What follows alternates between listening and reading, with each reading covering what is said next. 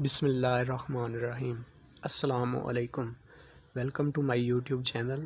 آج ہم ایک واقعہ ڈسکس کرنے جا رہے ہیں جو کہ بہت ہی سبق آموز ہے۔ علامہ ابن جوزی اپنی کتاب نم الہوا میں اپنے ایک دوست کا واقعہ بیان کرتے ہوئے لکھتے ہیں کہ وہ ایک رات سویا ہوا تھا۔ اس نے خواب میں دیکھا کہ میرے گھر کے قریب جو قبرستان ہے اس قبرستان کے مردے اپنی قبروں سے نکلے ہیں اور ایک جگہ جمع ہو گئے ہیں۔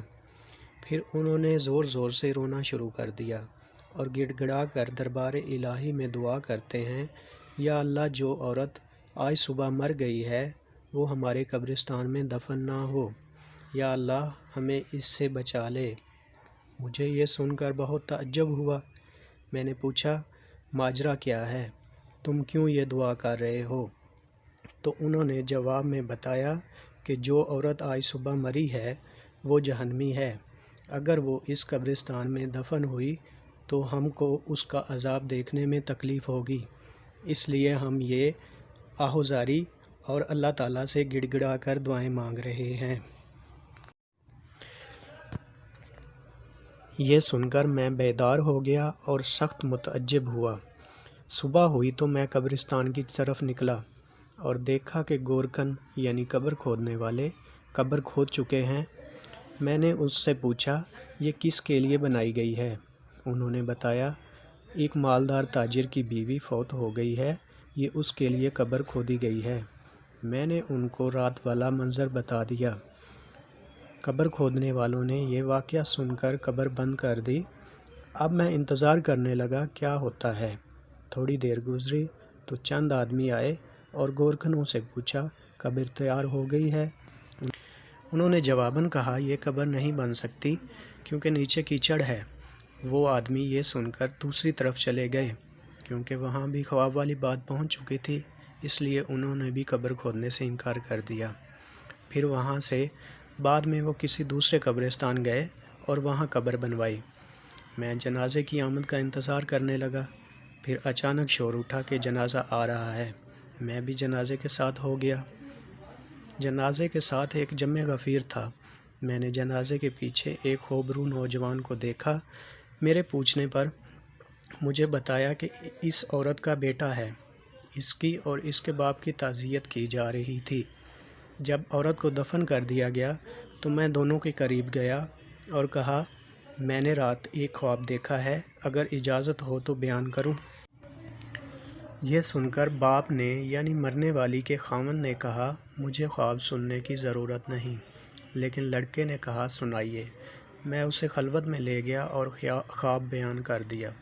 پھر اسے کہا، تجھے چاہیے کہ اس بات کی تحقیق کرے اور وجہ معلوم کرے کہ کیوں قبر والوں نے گڑ گڑا کر دعائیں کی تھیں۔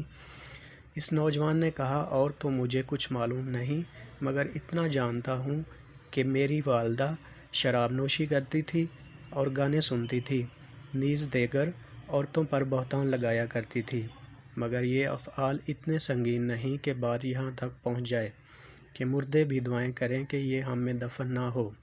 ہاں، ہمارے گھر ایک بوڑھی عورت ہے جس کی عمر 90 سال کی ہے، وہ میرے ماں کی دایا اور خدمتگار تھی۔ اگر آپ چاہیں تو چل کر اس سے پوچھیں، شاید وہ میری ماں کا کردار جانتی ہو۔ پھر ہم دونوں اس نوجوان کے گھر گئے۔ اس نوجوان نے مجھے ایک کمرے میں بٹھا دیا، وہاں ایک بوڑھی عورت تھی۔ اس نوجوان نے بوڑھی عورت کو میری طرف متوجہ کیا۔ میں نے خواب بیان کر کے پوچھا، کیا تیرے پاس کچھ معلومات ہیں؟ یہ سن کر بڑھیا نے کہا، میں اللہ سے دعا کرتی ہوں کہ وہ اسے بخش دے۔ وہ عورت بہت زیادہ بدکار تھی۔ اس پر نوجوان نے بڑھیا سے پوچھا، کیا میری ماں شراب نوشی، گانا سننے اور عورتوں پر بہتان لگانے کے سوا بھی گناہ کرتی تھی؟ تو اس نے کہا، بیٹا برا نہ مانے تو میں بتا دیتی ہوں، کیونکہ اس آدمی نے جو خواب بیان کیا ہے یہ تیری ماں کے گناہ کے سامنے معمولی ہے۔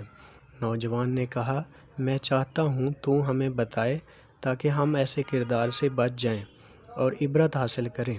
یہ سن کر بڑھیا رونے لگی اور کہنے لگی، خدا تعالی جانتا ہے میں کئی سالوں سے توبہ کر چکی ہوں اور مجھے امید تھی کہ تیری ماں بھی توبہ کر لے گی، مگر اس نے توبہ نہیں کی۔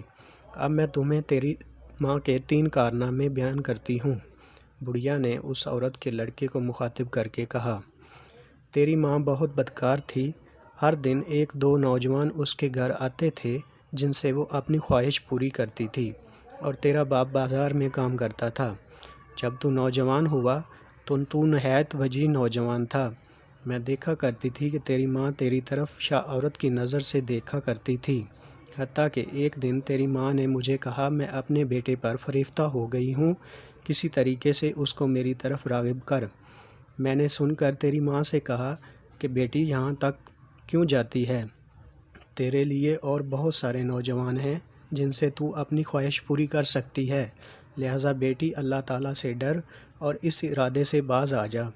تو تیری ماں کہتی تھی، نہیں، مجھے اس کے سوا صبر نہیں آتا۔ میں نے تیری ماں سے پوچھا، تو اس مقصد میں کیسے کامیاب ہو سکتی ہے کہ تیرا بیٹا ابھی نوعمر ہے، تو خواہ مخواہ بدنام ہو جائے گی، لہٰذا خدا کے لیے اس ارادے سے باز آ جا۔ تو تیری ماں نے مجھ سے کہا کہ اگر تو چاہے تو میری مدد کر سکتی ہے اور میں کامیاب ہو سکتی ہوں۔ میں نے پوچھا، کیا حل ہے؟ تو تیری ماں نے بتایا کہ فلاں گلی کے مکان میں ایک عرضی نویس ہے، وہ خط لکھ کر مردوں کو عورتوں سے ملاپ کراتا ہے اور اجرت لیتا ہے۔ تو اس سے کہہ کہ وہ میرے بیٹے کو تحریر لکھے اور نام لیے بغیر کہے کہ 1-2 شیزہ تجھ سے عشق کی حد تک محبت کرتی ہے، وہ تجھ سے ملاپ کرنا چاہتی ہے۔ اس بوڑھی عورت نے کہا، میں نے ایسا ہی کیا، اور جب تجھے میں نے وہ خط دیا تو تو بھی فریفتہ ہو گیا۔ میں نے تیری ماں کو مطلع کر دیا۔ تیری ماں نے جواب پڑھ کر کہا، اماں تو میرے بیٹے سے کہہ کہ فلاں وقت فلاں جگہ آ جائے، اور تو فلاں جگہ اچھی طرح تیار کر، اس میں پھول اور خوشبو وغیرہ کا انتظام بھی کر، اور تو میرے بیٹے کو بھی یہ کہہ کہ جس عورت نے مجھے بلایا ہے وہ روشنی پسند نہیں کرتی، بلکہ یہ کام اندھیرے میں بہتر ہے، تاکہ تمہارے والدین کو تم پر شک نہ گزرے۔ پھر میں تیرے پاس آئی تھی تو نے یہ بات مان لی، اور رات کا وقت مقرر ہوا۔ میں نے تیرا جواب تیری ماں کو پہنچایا تو اس نے بہترین کپڑے پہنے اور عمدہ خوشبو لگائی، اور وہ اس کمرے میں پہنچ گئی، اور پھر تو بھی پہنچ گیا، اور پھر صبح تک یہ عمل جاری رہا، اور تو وہیں سو گیا۔ میں نے صبح کے وقت آ کر تجھے جگایا۔ پھر چند دنوں بعد تیری ماں نے مجھ سے کہا، اماں میں اپنے بیٹے سے حاملہ ہو گئی ہوں، اب میں کیا کروں؟ میں نے کہا، مجھے تو کچھ سمجھ نہیں آ رہی کہ تو کیا کرے، لیکن تیری ماں کسی ہیلے بہانے سے تجھ سے اپنی خواہش کرتی رہی۔ ولادت کا وقت قریب آ گیا تو تیری ماں نے تیرے باپ سے کہا، میں بیمار ہوں، میں چاہتی ہوں کچھ دن اپنی ماں کے پاس رہ آؤں۔ تو تیرے باپ نے اجازت دے دی۔ پھر میں اور تیری ماں تیری نانی کے گھر چلی گئیں، وہاں ایک الگ کمرے میں رہائش رکھی۔ جب ولادت کا وقت قریب آیا تو میں ایک دایا کو بلا کر لائی، تو تیری ماں کے ہاں ایک بچہ پیدا ہوا۔ پھر ہم دونوں نے وہ بچہ دفن کر دیا۔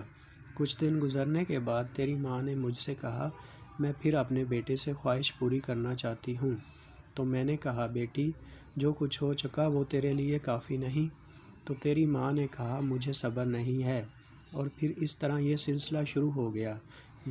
جب وہ عورت دوسرا واقعہ سنانے لگی تو اس عورت کے بیٹے نے یہ کہہ کر بات ختم کر دی، بس کر، اب اتنا ہی کافی ہے، اللہ میری ماں پر لعنت کرے اور ساتھ تجھ پر بھی لعنت ہو۔